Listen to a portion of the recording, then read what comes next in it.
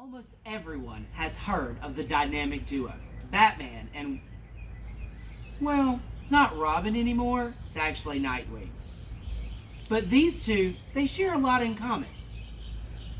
Batman's parents were murdered when he was just a little boy coming out of the movie theater. He decided at that moment that he would fight crime.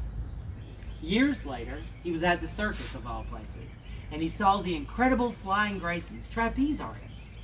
Well, a mob boss had sabotaged the equipment, and the Flying Graysons quickly became the Falling Graysons.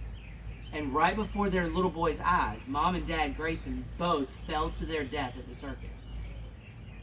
Bruce Wayne took in young Richard Grayson, and soon Richard Grayson became Robin. Robin grew up to be this guy, Nightwing. Nightwing is probably my favorite superhero because even though things went wrong for him, even though he had a really dark past and nothing seemed to go right, he never turned to the dark side of life.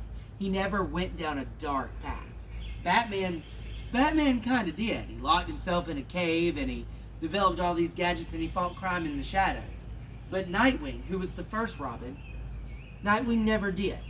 He always looked to be the best person he could be.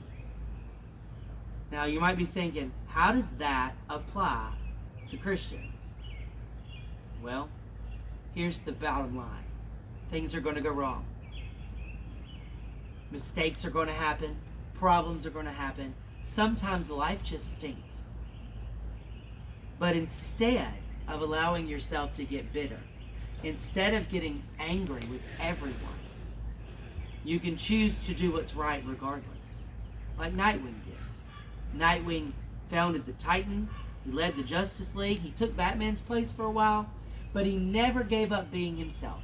He always laughed and smiled with his friends, he always sought out help if he needed it, and he never allowed himself to do what he knew was wrong just because that's what other people expected of him.